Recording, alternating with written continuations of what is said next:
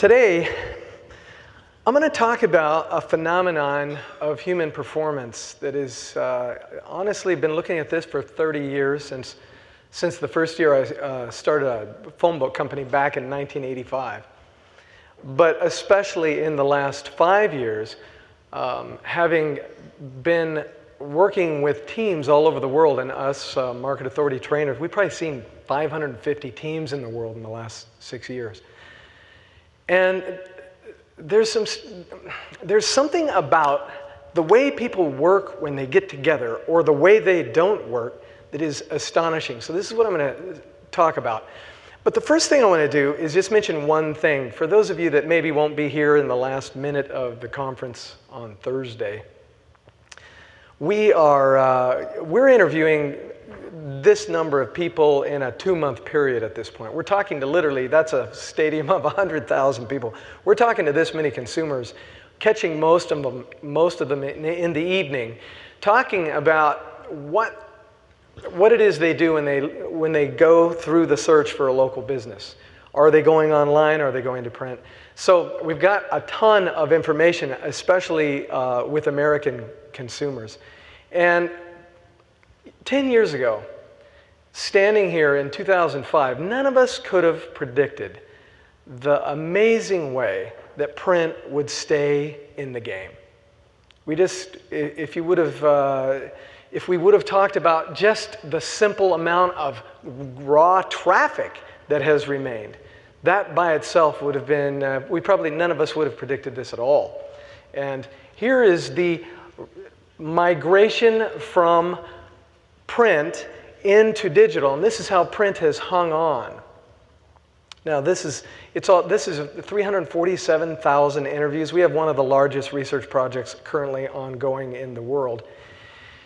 And you'll notice that in the metros, print has drifted down, pretty good, but still quite significant. Still, actually, in most American metro cities, the first thing to buy of all the choices, because of the background subtleties that have to do with print, which Dennis is so expert at sharing, and he's going to be talking about this tomorrow.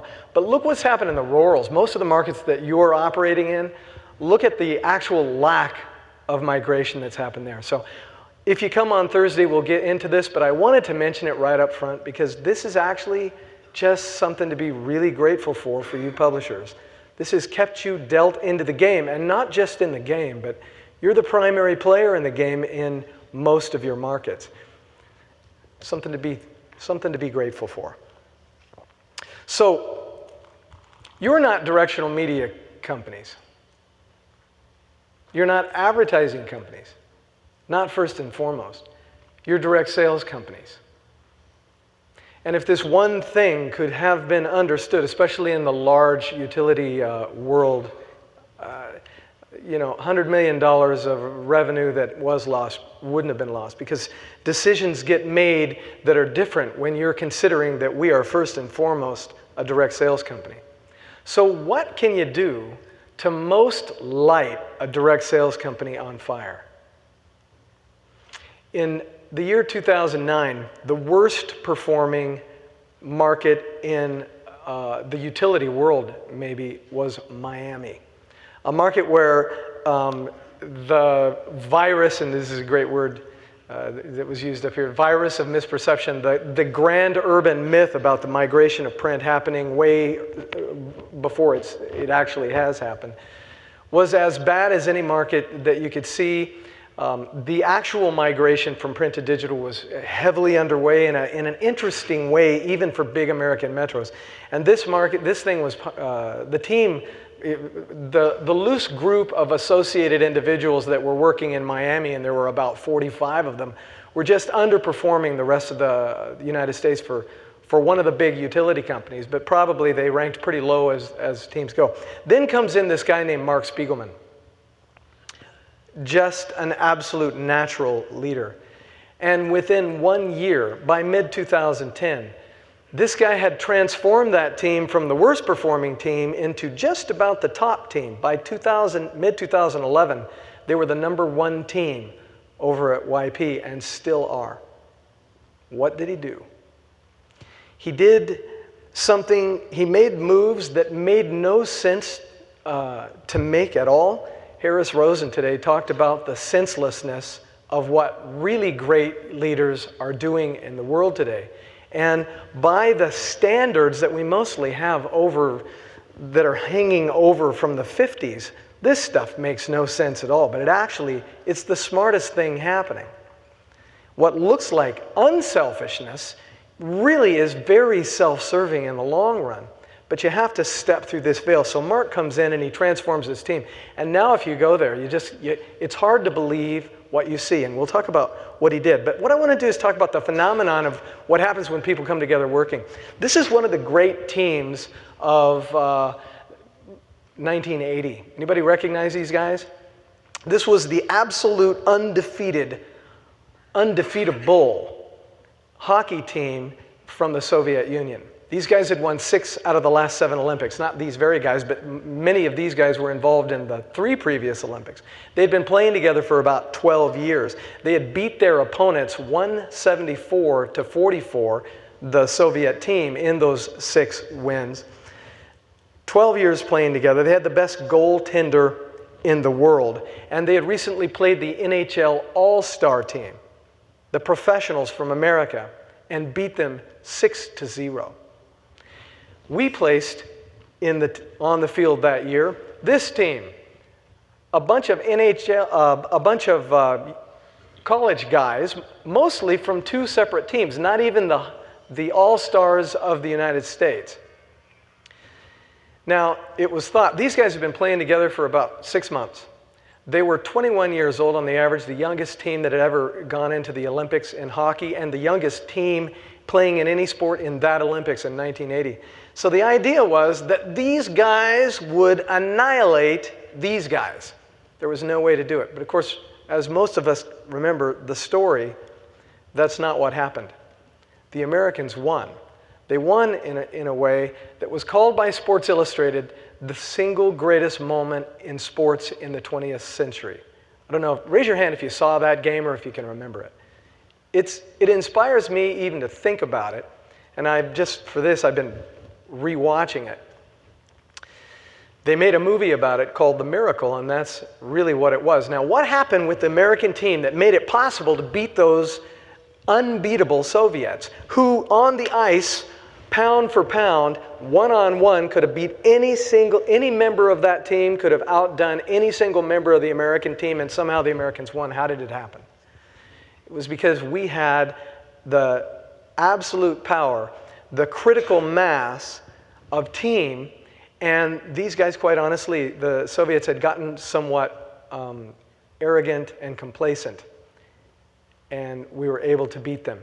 It's because a guy named Herb Brooks, who was the coach, just knew what to do to make a team. And if you make human beings into a team, you get not the sum of the parts, but an exponential multiplication of the sum of the parts. And so, that same thing now, if you move up 24 years in the Olympics, same thing happened again, only this time it was not in our favor. It was the 4th Dream Team. Anybody remember this? 4th Dream Team. We put the baddest basketball players on the planet Earth, each of them a superstar in his own right, on the field, on the court. Now, you got something you can tell just by this picture, right?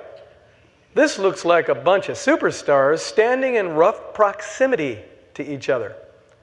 And anybody actually looking at the picture here could tell that there might be a problem with this. They ended up playing this group of people, a bunch of young guys from Argentina. Now, I lived 2 years in Argentina, and I'll tell you this. Basketball is not their main sport. They beat us. How did they do it? Here's what happened. These guys meet this team, and here's the outcome. Superstars, a collection of superstars can never beat a team, even if every single one of them's got more talent than every single one on the other team, because there's a phenomenon, there's a critical mass place that happens when you have a team. So the question is this: is sales an individual sport or is it a team sport? As we travel the world looking at the teams of the world, and have been with many of your teams, although it's been a little while since we've spent a ton of time with, we're hoping to change that. But as we travel the world looking at teams, mostly what we see is the game of golf being played. You know, if you have a golf team goes into a tournament, everybody plays their own game, and then they add up the score at the end. And this is how sales seems to mostly be out there in the world. If you want to have just okay results, treat your teams like they were playing golf, like each individual was out for himself. If you want to have a miracle, you got to treat it like hockey. Now, how do you know if you've got a real team or not? It's simple. On an association of people who are a non-team, every one of them thinks this, and they're right. In the rules of the game, in this particular game, they can win alone. But when you actually have a team, your team members feel like this. Now notice how rare that actually really is, to have people who actually feel this way on the field of selling. So the question is, if your team, if you make an actual team, and I'll tell you this, you can take a group of loosely associated individuals, in about 2 weeks, you can create something that you almost can't believe just by bringing them together, because you've got this amazing gap you can fill in human potential. And it's not hard to get humans to do it. The reason is, it is one of our most natural tendencies to come together and have that person's back and have that person have my back. This is just, so it's easy to get people to do it. So sales results, 50% increase. You can see 100% increase from teams. It's tough to keep it going, but you can. Once you get something moving in that way long enough, you've got a Mark Spiegelman team that stays at the top of a company for years, literally years. So why is it that leaders don't create this, and they do create this? Why doesn't everybody just see this and do it? I'll tell you why.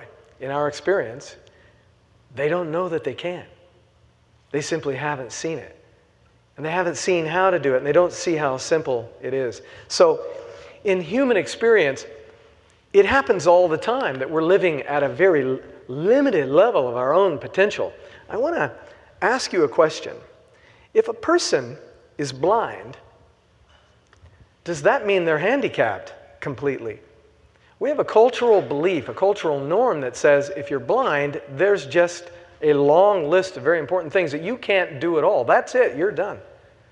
And because of that belief, could it possibly be that the belief creates most of the diminishment in capacity? I want you to watch this, this video and just see what happens here. There's sound on this.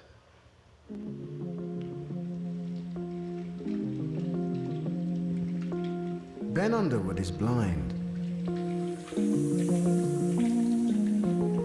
Both eyes were removed when he was 3, leaving him with no vision at all.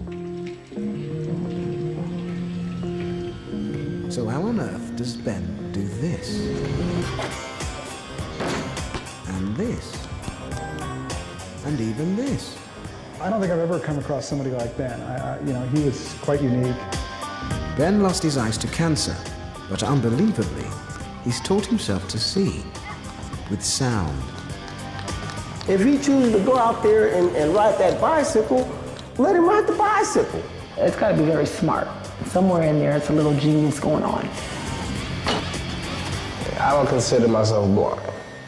Ain't nothing wrong with me. Ben has no guide dog and never uses a white cane. He's not even using his hands. Instead, he sees with sound. He makes a sharp click which bounces back off nearby objects. Amazingly, Ben's ears pick up the echoes and he can precisely locate where things are. Ben is the only person in the world who sees using nothing but echolocation. So it's actually not true. There are a whole lot of people doing this now, maybe at the time they made this video, but who would have thought that you could do that if you were blind? The world is full of these things. We never could have gone to the moon. It was not possible. We couldn't break the 4-minute mile. Roger Bannister breaks it, and then a whole bunch of people break it in the 2 years after that because now it's possible. So what can happen in your sales teams, what can happen in your companies as a result of this is probably be difficult for us to overstate how this works. So how do you get a sales team to do something that's not possible? Selling is, the effectiveness of a sales team happens in two very important ways. One, it's product confidence. It's knowing that it works. It's how well you know it. It's how much confidence you have. It's how good you are at working with a customer. How you, and the people who are experts in this field in the room is full of those. You know what it is to sit down with another human being. All of this, the power of your products, all of it is over on the halfway point. Now, virtually all training that's existing now that we're observing, and especially in the utility world, is about product and how the products work, and they just train about that. They've dropped most of the training about how to deal with another human being out of the mix, and even that's part of just this half. What's the other half of what makes it work? It's something that is not focused on very effectively. It's the drive to win. When you take a team, and we've worked with, just in the last 6 months, we've worked with 2 companies that literally had the best products in the world. The best. They had amazing training, amazing support, but low drive to win, and they were losing more than companies with products of half that value. Drive to win ends up being the power that moves it, and when you can put these two together, you get magic happening. But the bottom line is if you have to have one or the other, just drive up the drive to win. How do you do that? Companies have this top-down thing, and we're echoing what we made up in the 50s, and we really need to quit this. The idea that the manager is the leader and everybody looks to the manager to do the empowering. That's an old idea, and it doesn't work anymore. What you've got to create, what Mark Spiegelman created, and I think what Harris Rosen has going here is exactly the same. You create a reality where the team members co-empower, where they have each other's backs to the point where in a sales team what this looks like is continual communication. It looks like if somebody's having a hard time, if somebody's out sick, if somebody's not reaching the numbers that they need to reach to be part of the team outcome, the whole team comes in to help. Believe it or not, and some of you have these teams, but these teams exist. They're very rare at this point. They need to become a lot less rare. So what do you do to fix it? What I'm about to show you now has upgraded my idea of how to do business. I've always been an avid reader. I'm reading everything that I can find out there that is helpful. I believe this may be the most important thing that I've found. For 30 years since I've been in this business, I've been looking at teams and trying to figure out how to get people together around a dynamic cause, together with each other. And I read a book called Tribal Leadership by a guy named Dave Logan, who put a conceptual framework around what I'd always been looking at. I'm going to show you now market authorities. What we've done is broken sales teams of the world up into 4 levels. But this came from Tribal Leadership, which I recommend to all of you to read, because these guys have spent 30 years researching the phenomenon of team and how it works. So 4 levels of team. Level 1, the operative feeling is depressed and isolated. And what people are wanting to do, what the personal objective there is to leave. And you might think there are not very many of these teams, but there actually are some of these out there. They're not that common. People in these teams, the manager isn't even a manager yet. It hasn't even risen to that, and generally is pretty non-existent. If a manager ignores you in America, Gallup poll recently said 40% of people will disengage from the project. If a manager actively criticizes you, 20% will disengage. If a manager gives you one piece of empowerment, one comment, one pat on the back in a week, 1% will disengage. It's that simple. The worst thing you can do is ignore. And in these level 1 operations that we've seen, we've interviewed people that come from these and listen to what they say. What you have is mostly ignoring that happens there.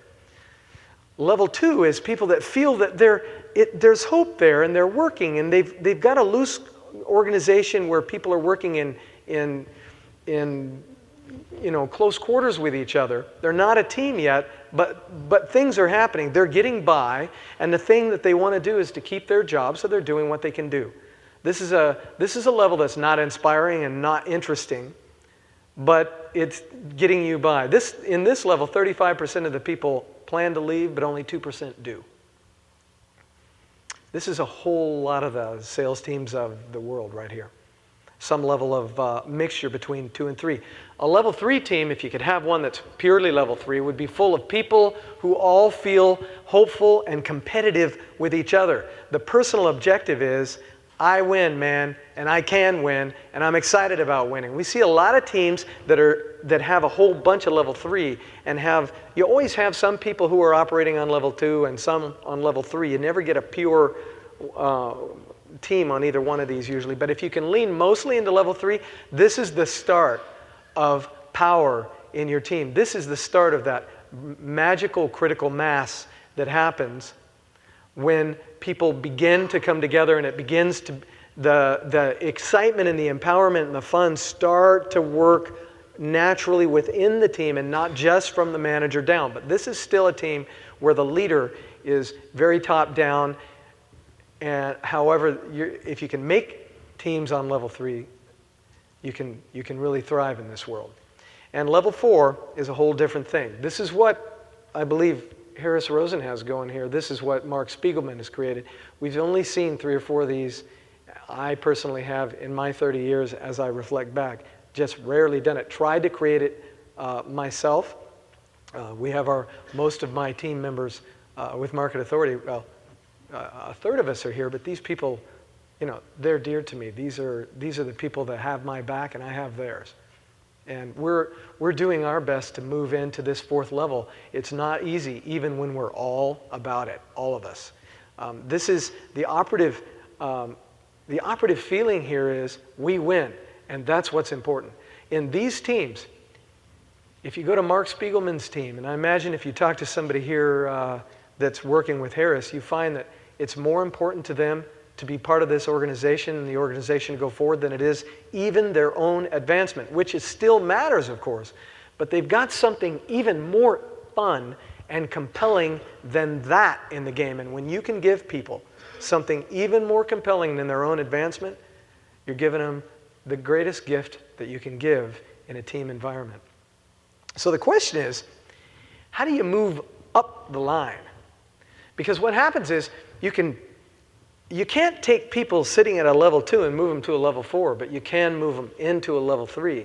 And what we found is that people take small steps, and it's easy to get small steps to actually happen. So what it's like is this is a vial of high octane fuel. So how do we get the energy out of this? I can dump this out on the stage right now and light it up. It'll burn for about 40 seconds, and we'll get some heat energy that comes off of it, and that'll be it. Or you can take this vial, and if you were able to put it into a really clean fusion reactor, which of course we don't have one of those yet, but if you could get the energy out of this, if E equals mc squared, and we could get most of what that formula implies, we could light Manhattan for a couple of weeks with what's in here. So what's happening in the world is we're taking our salespeople and managers and people that are leaders, and we're taking advantage of their potential on about the level that we would if we just burnt this. What we want to do is put it in a reactor people are capable of so much more. All of our people, even the ones on the low levels, are capable of so much more. So we want to create a team. It's kind of like creating a reactor where you get much more of the potential from the people, and they get it for themselves, and they get to make the money that comes from it. But more importantly, people are not mostly into money. Even the big type A drivers who would have been the superstars on a level 3 team, those people become more interested in driving the team. So how do you do this? I'm suggesting that if this hasn't occurred to you to work your companies on this level, if you want to have brilliant hiring that you'll have to find places to put the great people that'll come, all you do is you build a team that's a solid 3, moving into a 4, and people come to you.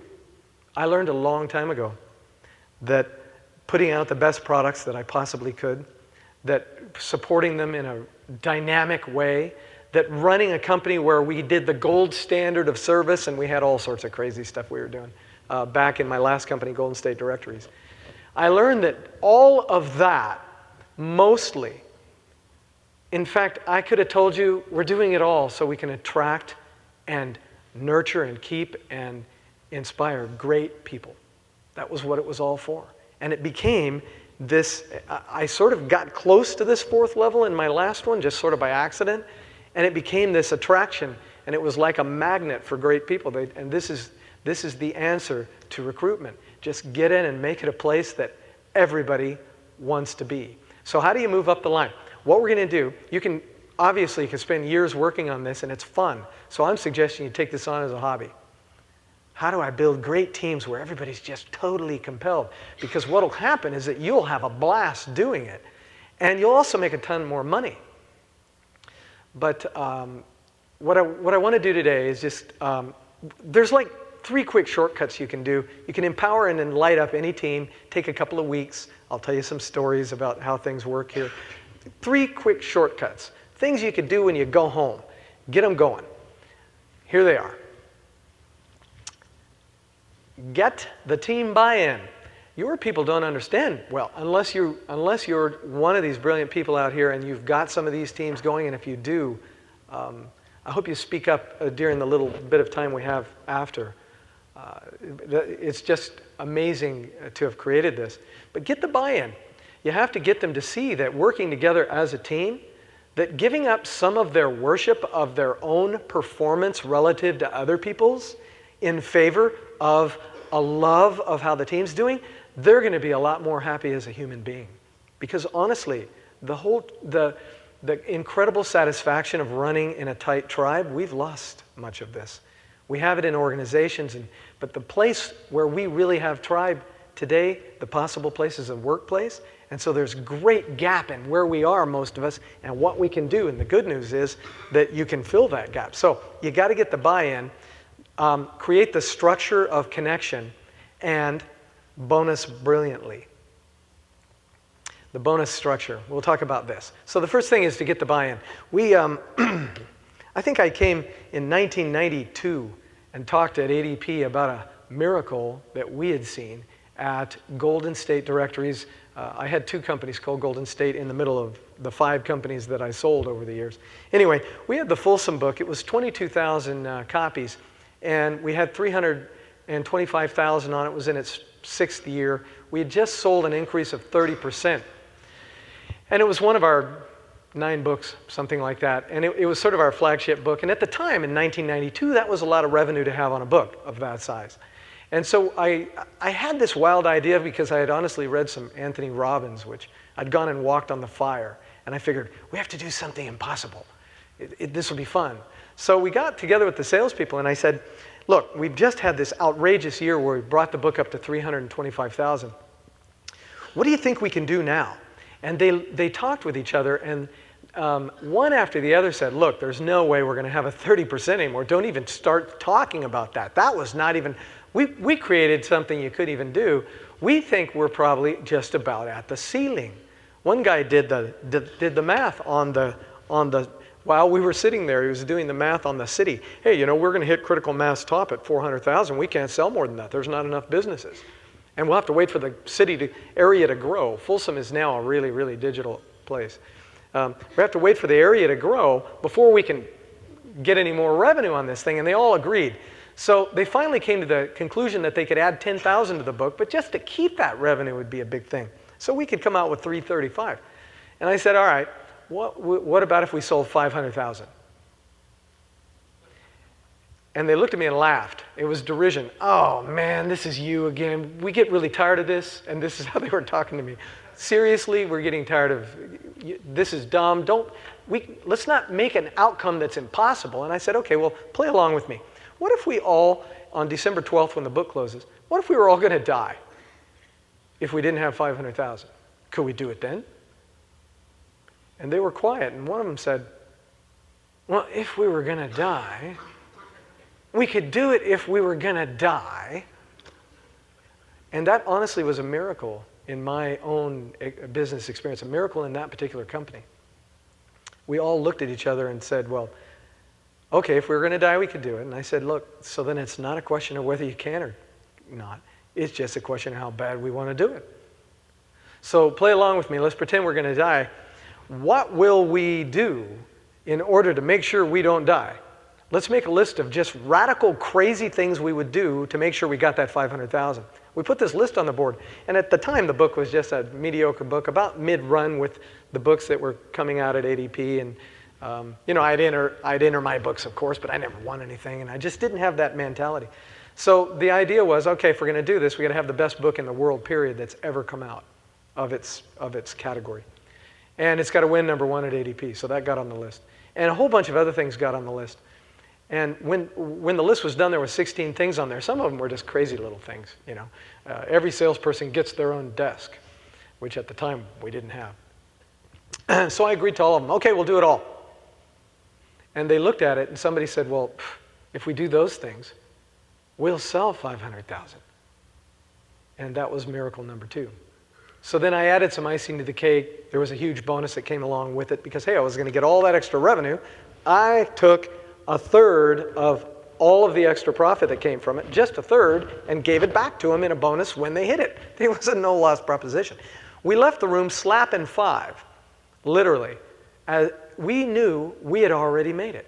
The buy-in was complete. It was a miracle for me because I never expected this to happen at all. I was just going to have a discussion. So we went about it. On December the 12th, the book closed at $535,000. It was a killer book. Yeah, well, they did it. I mean, it was sort of accidental.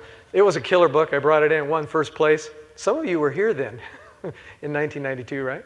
It won first place for the next 5 years because we kept doing it. The next year we got together and I thought, well, I can't do that again. It won't work. So I tried it again anyway. So guys, how much can we sell? Well, gosh, we just had the most miracle year that you could ever have. We could maybe, same discussion, we could maybe bring it from 535 to 565. Maybe. So I said, okay, how about 7? No way. We went through the whole thing, put the stuff up on the board again, did it. We hit 725. Now this is a 23,000 run book. It's starting to have some money on it. So the next year, we came back and you would think it wouldn't work again. It worked again and we hit 950 that year. So the point is, and of course we went to Hawaii, we did all sorts of stuff. The book was amazing. And then it was what grabbed the attention of Transwestern. They came in and bought my books in 1996. A terrible mistake, really. Should have held on to those books, but at the time. So bottom line is, the buy-in was everything. Once the buy-in was there, it was over. You know, Harris was talking about getting the buy-in with those people in terms of their kids being able to go to college. It took them a minute to get it. He goes back 3 weeks later and all the hands are up. Buy-in can be absolutely miraculous. The next thing is structure of connection.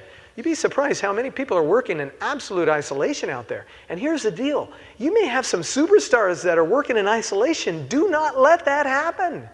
Those people will be miraculous for everybody else on the team if you can just get them to take ownership, get them to have something personally invested in making the team succeed, they'll have a greater time, they'll make more money personally, and so will everybody else. So the structure of connection, here's some fun little shortcuts to this. I was with a team a few months ago where it was a bunch of really high talented people and a couple of people that weren't doing so well, but they had no team connection. So here's what we did. We went in and they changed their Monday meetings to something that was the priority in Monday was fun. Just that. Now, it didn't mean they didn't do valuable stuff, but they had to make it fun or they couldn't do it. The second thing, they put a casual lunch week in the middle of the week that the company paid for. Now that company's doing it in all their teams. It's some of the best invested money you'll ever make, because when you put people together casually, they slowly, naturally form team. They put a sales board up where there was an outcome that everybody was really into. We had a goal for the week, and so naturally they want to know now what everybody's selling because it's starting to become a team. Believe it or not, most sales organizations don't have a running sales board because nobody really cares. It's not set up that way what everybody's doing. How's the team doing this week? Where are we at? A great team, they know their numbers every day. You can ask any member, they'll tell you where they're at. And if they don't know, they can go and look on the sales board. So we put up a running sales board. Appointment Monday. Bring your people in if you have an office. If some teams have gone totally virtual. But bring your people in and sit them down and make it mandatory to stay on Mondays at least till 3:30. The reason you do this is twofold. One, you make more appointments. You have a lot more people that you're seeing in the week because you can run contests. You can make it fun. You put a bell on every desk. This is what we like to do. Ding the bell. Every time you hear the bell, somebody's made an appointment. You're part of that. You're part of a teammate right there who's making appointments. You want to do this for sure. You make a lot more appointments. The second thing is, it's an opportunity for them to come together and be a team and have great performance. At the end of the day, you do a bonus. You talk about how many appointments are set. You set your outcome maybe then for the week. Everybody huddles. It's a great thing to do Mondays this way. Group text for every sale. When the team is really a team and everybody's in it together, you want that text. You want to see, Jack just made an amazing sale, $2,000 from $1,000. And then Jack gets responses back from the team. And yeah, it's a lot of texts that are going all day, but this is the point. Bonus parties. Whenever you make an outcome, you have a party to celebrate the fact that you did it, even if it's just a small one. But you make a ritual. Human beings love rituals, and especially ones that are fun. The main thing about the parties is you just make it fun. And again, in any team, you want to get them together for occasional social events. You got to get connection in the team. So the last thing is to bonus in a very different way than what you're used to. Most bonuses are actually made to empower separateness on a team. Think about it. I'm out there playing golf. It's about my score. I get a bonus if I reach a great score. Do I get a bonus if my teammate reaches a great score? Not usually. You want to change your bonus system completely to this. Take money off your gross sales commission and put it onto the bonus fund.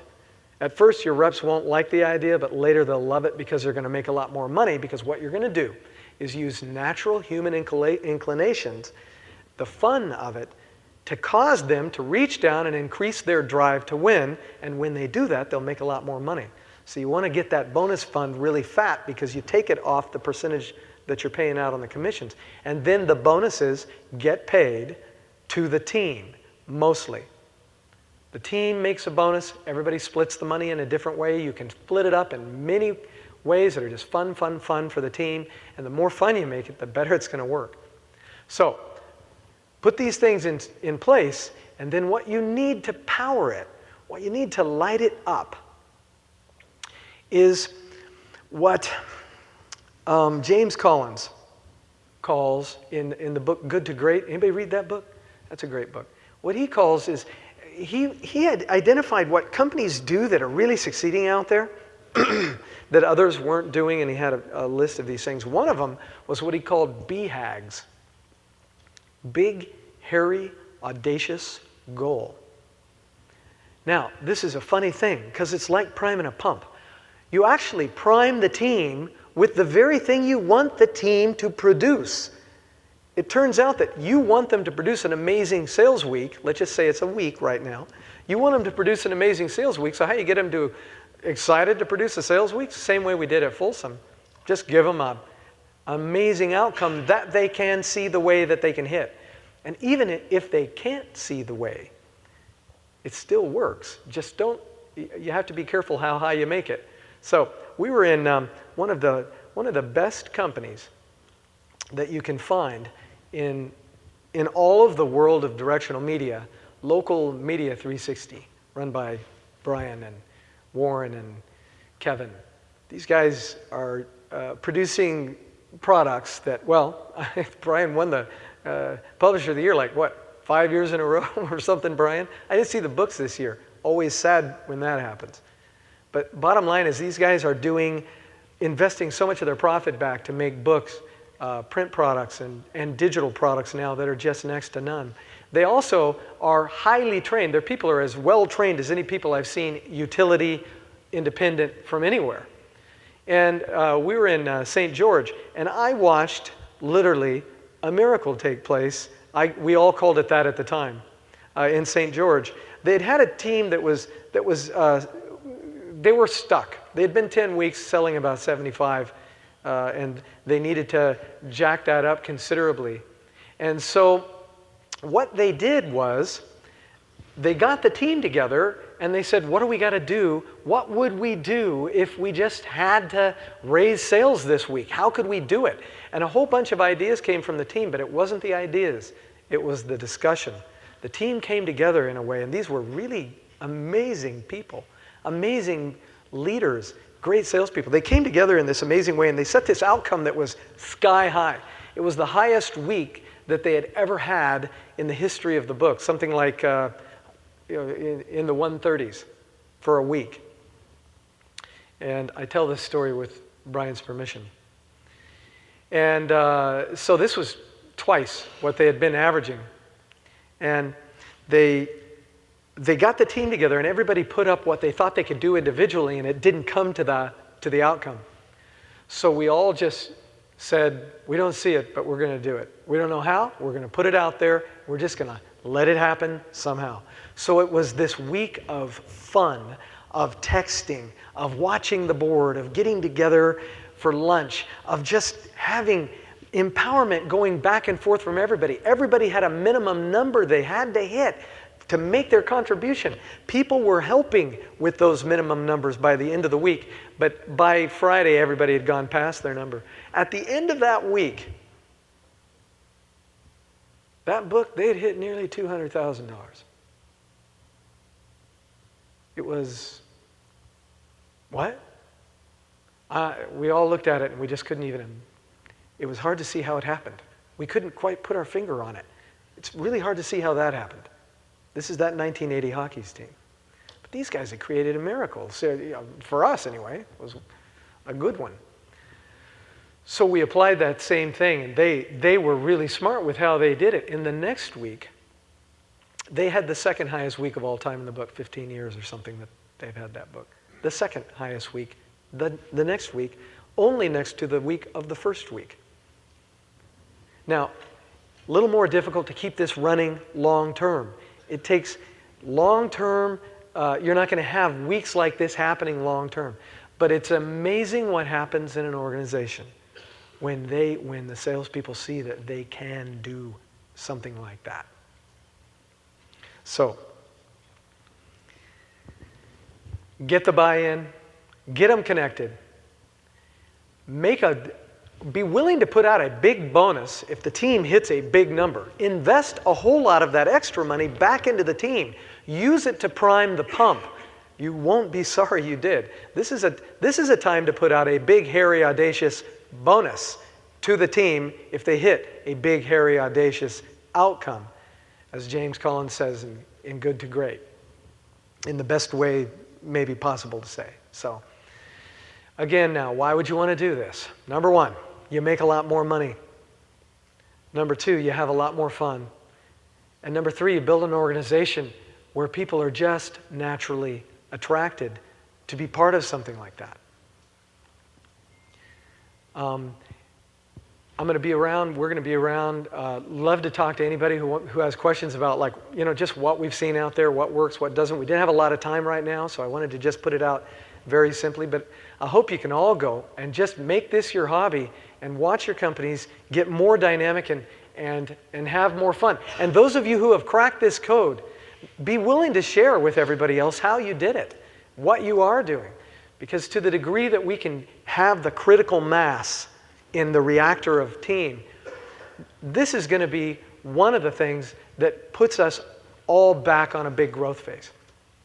Thank you very much.